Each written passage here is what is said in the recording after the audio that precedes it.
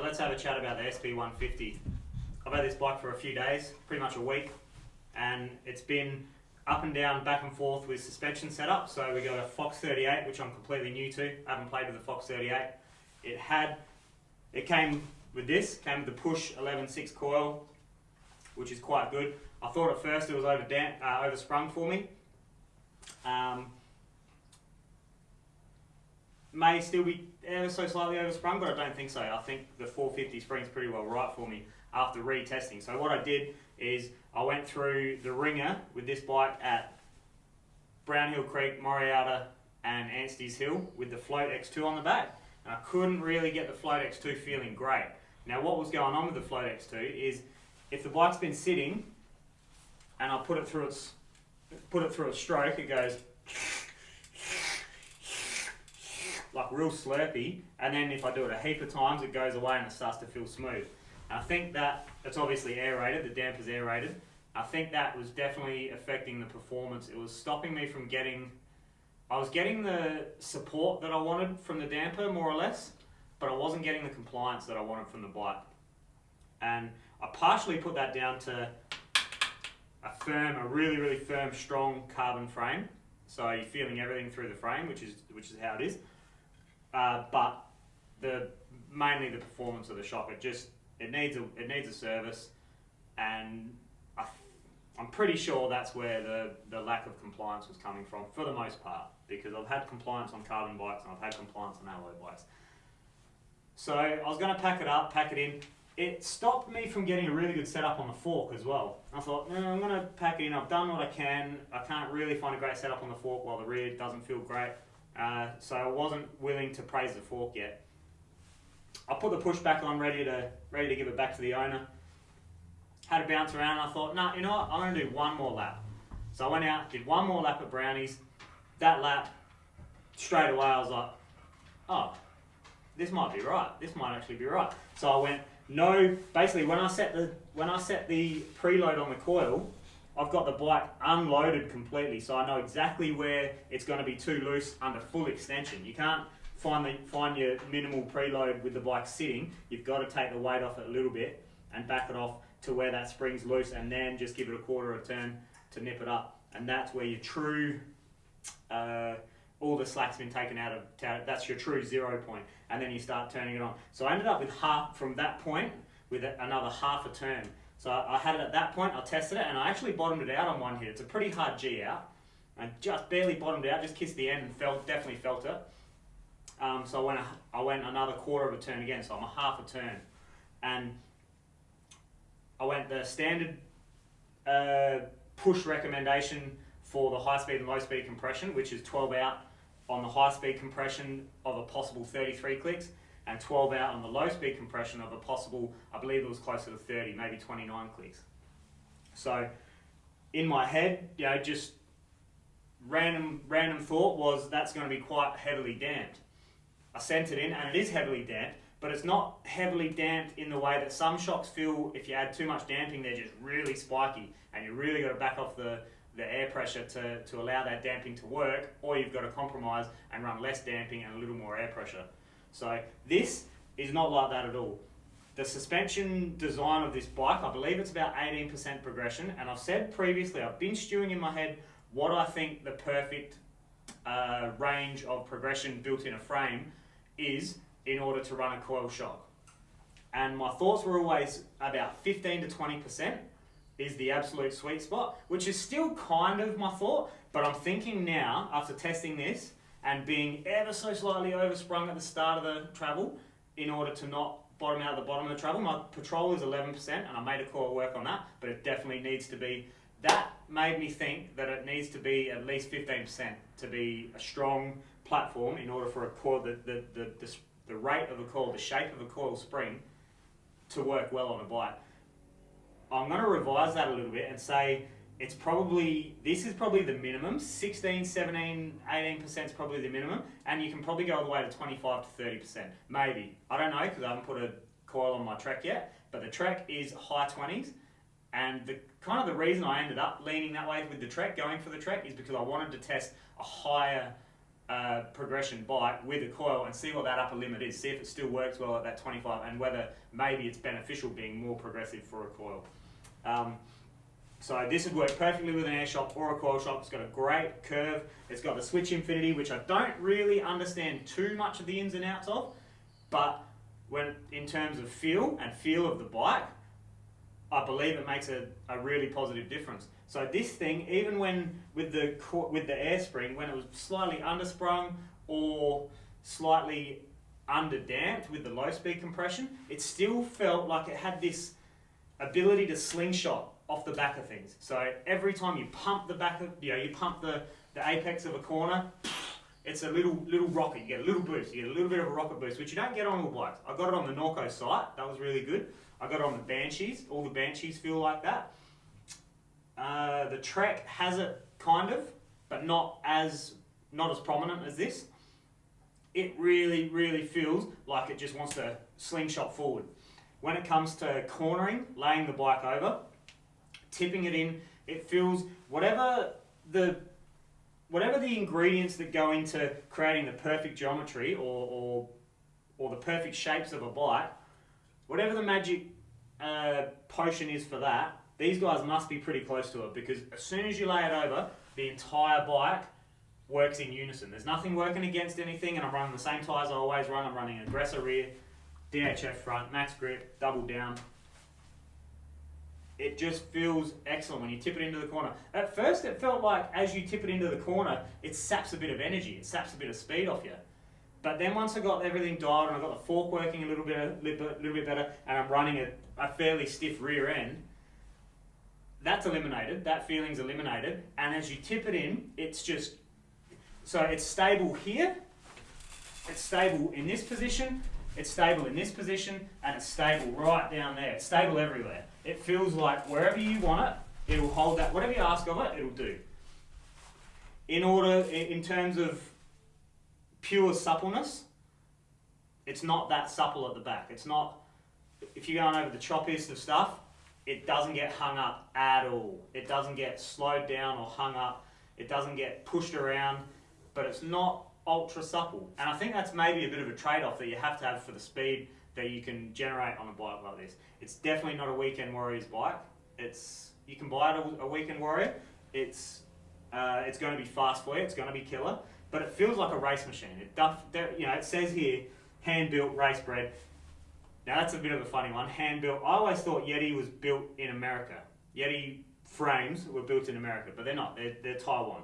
So they're the same as pretty much every other plastic frame, carbon frame, built in big factories, whatever. But the engineering that's gone into it is excellent. Maintenance on these switch infinities, I'm hearing, is fairly high. You got to stay on top of them. So it's not a buy a bike that for somebody who doesn't really work on their bikes. You need to be working on your bikes. You need to be savvy in order to be able to get in there and service it regularly and look after all your pivots and whatnot. Somebody said to me they're renowned for having a wobbly back end or a loose back end here.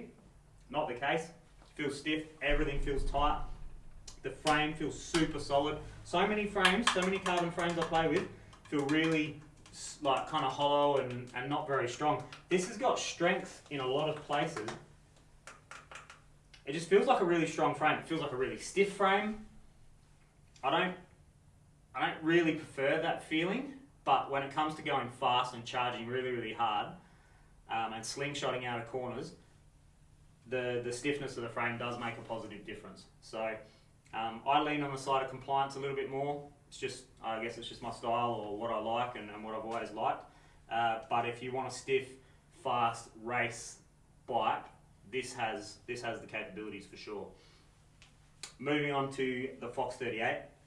Once I got this shock on, it started to show me potential weakness of the 38 in my setup, not in the fork, but just in my setup. So when I was going through the back and forth with the Float X2, I ended up taking the 2 tokens out of the X2, looking for more compliance, and I took both the tokens out of the fork, looking for more compliance as well. Once I changed, and it gave me that in both ends. It gave me more compliance. It made it feel easy to throw into things and charge harder and let it go, start with the brakes. I'll talk about those brakes in a minute as well. And then when I went back to the push coil, I did some fine tuning and realised that yes, definitely I want no token in this fork, or maybe one token. Any more than that, it's too choppy, it's too rampy, and you have to start it too deep in the travel in order for it to not be spiky, in my opinion, relative to the way I've set the damper up. So I've ended on 76 kilos, or 75, 76, fully dressed to ride, helmet and everything. No token, 98 to 100 PSI. 100 PSI probably feels really good with this spring as well. Maybe it might get a little hard on the hands. 4 of 8 clicks of the high speed compression, so I'm 4 out from closed. The low speed compression,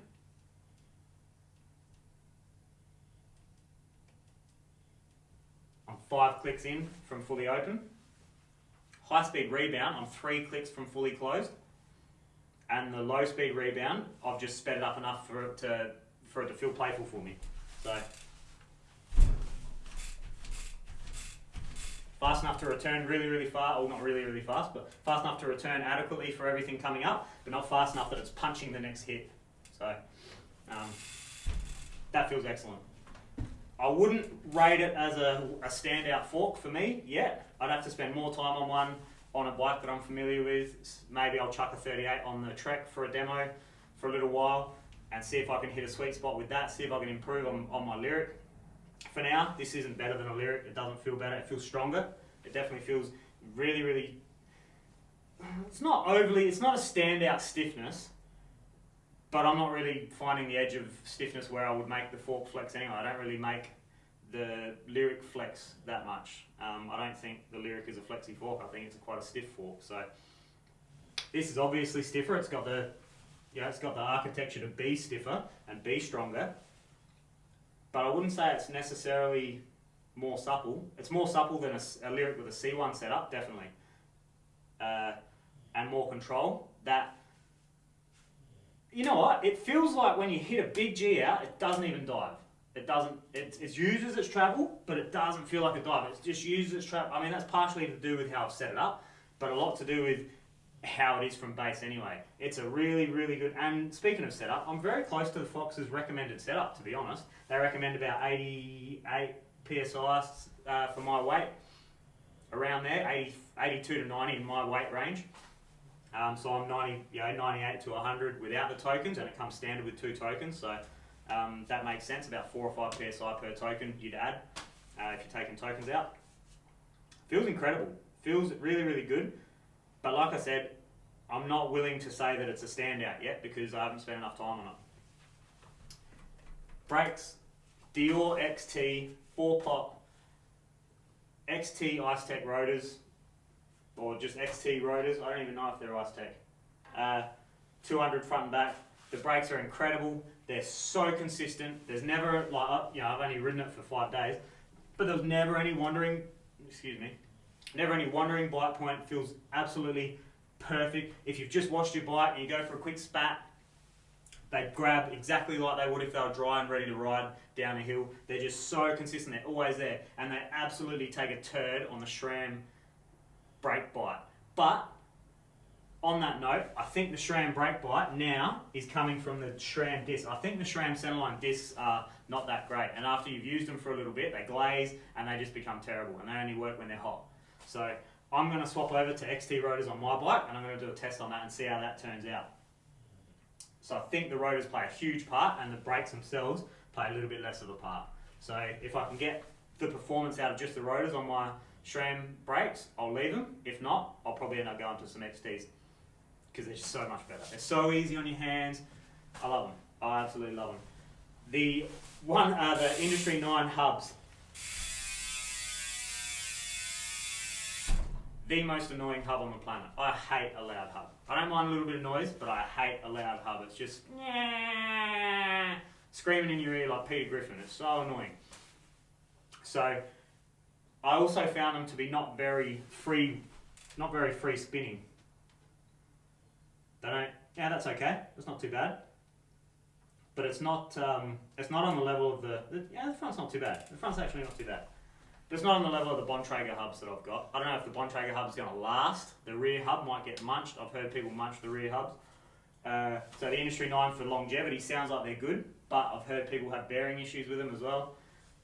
Very expensive, very loud, excellent if you're looking for instant engagement, 690 points of engagement or something crazy. So very good for that, very good for trials, things like that. For mountain biking, I think anything over, 54 is, for me, the minimum standard, 54 points of engagement in a hub. Over 100, you're starting to get premium, and then if you're going over 108 points, it's kind of overkill. It's unnecessary for a mountain bike, unless you're doing technical climbs all the time, so that's a different story again. Carbon bars, not into. A little bit, these are Envy carbon bars, and they're a little bit like, you just feel everything, you feel absolutely everything. Industry 9, 32mm stem, made this long bike, so this is a 482 reach or a 480 reach, with a 1248 wheelbase. Too big for me. But with this 30mm stem, 32mm stem, it made it feel great. It never felt big anywhere. Nothing technical, nothing fast, nothing steep, nothing felt out of whack. It felt good everywhere I pointed it. So impressed with the size. I've been intimidated by too big a bike, and it's turned out good. XO1 ran flawlessly, the Eagle. The XO1 cassette definitely shifts and chain. Definitely shifts better than the GX, 100%. It's more crisp, it's more akin to the Shimano shifting, which I love. But I don't like the Shimano clutch because of the maintenance, it's rubbish. But it works really well. Oval chainring. I'm not sold. I'm definitely not sold. I don't like the hard, soft. I don't like the start of your stroke's hard and then it softens. Hard, soft, hard, soft, hard, soft. I much prefer the spin of a round circle, a round chainring. I can just trundle along. I can trundle along on this as well, but I was never faster on any of my climbs. It was never easier. I never got anywhere any quicker. I still suffered in all the same spots. Everything felt the same, except it just feels like a weird thing. After 5 days of riding it, and I got on my trek yesterday, had a bit of a bounce around, back onto the round. No adaptation period. It just felt normal and it felt fine and it felt great. And then back onto for one last kind of bounce around the streets on the oval, just to see if it was, see if my head come up with something different. Still nothing. I don't like it. I'm not into them. So to me, more gimmick than any actual real benefits in terms of how I ride and my application. And I don't like. I know that people say you can get a chain guide that covers all the way down here. I do not like that you can't get proper coverage with the chain guide right on top of your chain. You need that right on top of the chain to create adequate chain retention. So when your chain comes off, it always comes off from the bottom. So it comes off from the bottom, it ends up here, and then it's trying to pull. Let me fix that. It's trying to pull the chain through the side of your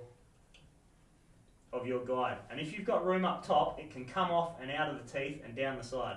If you've got a round chain ring, there's no chance of the chain ring having any space above it for that chain to pop off the teeth. So regardless of what happens, it's never going to pop off the teeth. It's just going to sit there against your crank or whatever until you crank over again, and it's going to pull back into place. When you've got any space over top, it's a recipe for disaster. Only in the worst situations, rough corner or whatever, or your clutch is starting to loosen up, anything like that. So that's another consideration if you're thinking about an oval ring. But for me, it's a no-brainer. I'll stick to the round stuff for sure. The bike was an absolute weapon. The push coil, I'll do a separate review on this push coil. Not that I can review it too much because I didn't get a lot of time on it, but the damping's incredible. The feel is incredible. The spring rate was good enough for me, 450. It was probably pretty well right. It was probably right. If I went to 425, I would have been straight away going, I'm undersprung. I would have known straight away. First hard charging run would have been undersprung. So it feels fast. The bike is super quick, but it's not a weekend warriors bike. It's definitely not a weekend warriors bike. It's got a hefty price tag, and it's fast and not overly compliant. But if you want to go fast and you've got the skills, this bike will definitely complement you. It's not. At first, I thought, just another plastic bike, and it more or less is. All bikes, if you set them up right, you can go really, really fast on any bike, I believe, almost any bike. This just has the edge a little bit on that slingshot, that that feeling of slingshot. Even when it's a little undersprung, it's still got that slingshot. So it'll carry speed pretty well everywhere in any situation. So big ups to the owner. Thank you so much, dude. This thing is wicked. I'll get it back to you today, and I'll move on and I'll try and get some more 38s, test them again, and I'm going to test the Zeb soon, which, yeah, we'll see what that brings. You know, maybe do them head to head or whatever, and yeah, we'll see what's next. Oh, also, We The Riders, shout out. These guys have got good gear. I love it. Good shorts, stretchy, nice shirt, makes me look cool. So, big ups, boys.